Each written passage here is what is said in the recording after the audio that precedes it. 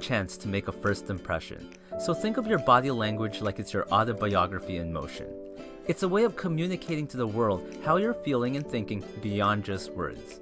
And by getting good at reading other people's body language, as well as understanding and controlling your own, you'll be able to improve your interactions with everyone. So today, I'll be talking about body language, how to know what's really being said by James Borg, and begin by discussing the fundamentals like the 55-38-7 rule, the 3 C's, the difference between open and closed body language, and then we'll work our way from the head to the feet. First, let's start with the famous 55-38-7 rule. That is, 55% of your communication is your posture and what you look like. 38% is how you say stuff, like your pitch, your tone, how quickly you speak, and how long you pause between sentences. And the last 7% is the actual words you say. Now, some people misinterpret this rule by thinking that words are not important as long as you look confident, project the right impression, dress to kill, and then deliver your words with the right seductive pitch and tone. Instead, think of it this way. If your 55% of visual body language is bad, they won't even stick around to listen to the 38%. And similarly, if your 38% of how you sound is bad, then they won't even stick around to listen to your 7% of words. So words are still very important. How many times have you thought at a party, at work, or on a date that things were going good until they opened their mouth? The next thing to keep in mind are the 3 C's: context, congruence, and cluster. A person with their arms crossed does not always mean they're angry or being defensive. The person could just simply be cold. So you always have to look at the context. Next, if there's a mismatch on the 55-38-7 rule, we'll believe the higher one by default. So if you said in an honest tone that you didn't eat my cake, but you're rubbing your belly, then I'll believe my eyes. Now the last C is cluster. It's usually unwise to judge a single gesture for meaning, so we should always look for clusters of gestures to interpret body language. With so many muscles in the human body, it's not easy to fake body language. No matter how good you think you are at controlling your anatomy, there will always be leakage that give away your true feelings. We all pick up the subtle clues that others are sending out even though we may not be conscious of it. And of course, other people are doing the same with us. With that said, increasing your awareness is the first step to becoming a body language expert. So start paying attention to other people's actions and words as well as your own. Look at people's postures, gestures, and facial expressions from a distance and then try to deduce whether they're having an argument, a friendly conversation, flirting, or whatever. Just don't underestimate the power of awareness. Next, it's important to learn the difference between open and closed body language.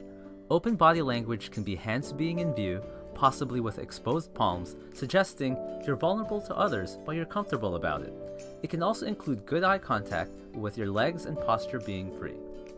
Closed body language is what we tend to do during fight or flight situations, where we make the body appear smaller and to look for barriers to shield ourselves from the threat. This can be bringing the limbs closer to our body or crossing our arms or legs. This can also be little eye contact or even closing our eyes when somebody is talking. Open body language usually means comfortable, and closed body language usually means discomfort. As an exercise, put yourself in a closed position and notice how it will change your mood. Then observe other people and note how you perceive them. Then do this again in an open position. Remember that your body affects your mind just as much as your mind affects your body. Leonardo da Vinci says the eyes are the mirror to the soul. Now, it may surprise you that most communication is conveyed through the eyes more than any other part of the body. One of the simplest ways to ignore someone is to look away. I'm sure we've all done this when walking by a salesperson.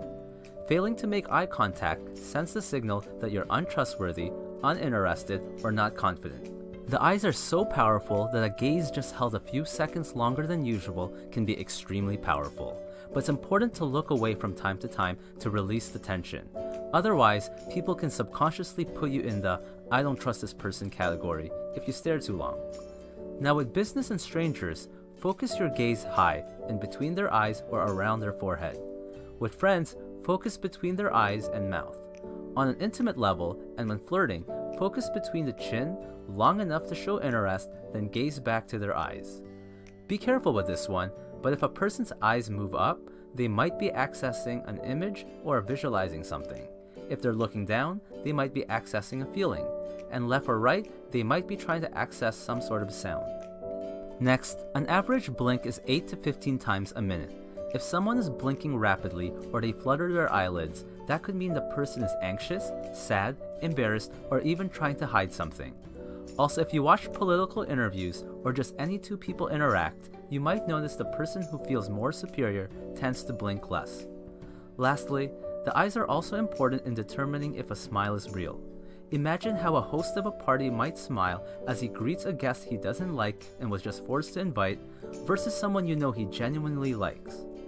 In fake or social smiles, the mouth tends to move sideways. In true smiles, the mouth tends to curve up, the eyes and cheeks are involved, it's symmetric, and tends to show teeth. Next, surveys have shown that the most charismatic, popular, and successful people are great listeners. We should listen using all our senses and understand that the true message is often not relayed through the words being spoken. This is why awareness is so important. It's also important to learn how much nodding helps in developing rapport. You can nod to show encouragement, to show you're still listening, to show you understand, to say yes to a fact, and to show you agree. Lack of nodding can make the speaker think you're not paying attention or you're not interested. Studies have even shown that nodding allows you to draw as much as 4 times more information. Next, it's a good technique to imitate someone's body language to build rapport, but don't completely copy. Then you can lead them to a more open posture. But try to avoid a closed posture, especially if you disagree with something, as that can be contagious. Remember, if you breathe deeply from the abdomen, it gives you a more relaxed and confident sound. And remember that good posture is essential for good speech and image. A good technique to keep your posture in check is to scan your body from head to toe as you inhale, and then scan back to your head as you exhale. With enough practice, you'll be able to do this scan repeatedly even while in conversation, and it will also improve your awareness. The most effective speakers on stage use a lot of hand gestures. Research has shown that having your palms up as opposed to down is more likely to cause your listeners to interpret your message positively. We tend to associate an open hand with friendliness, honesty, and trust. On the opposite side, palms down or pointing fingers convey dominance or authority. Clasped hands convey a state of conflict and tension.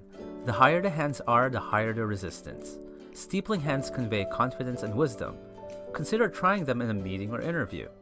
Interlaced fingers is associated with nervousness or defensive, but when combined with a thumbs up, it conveys a positive gesture. Hands behind back shows confidence, and it's one of my favorites. But if a hand is gripping the wrist or arm of the other, then that usually signals nervousness.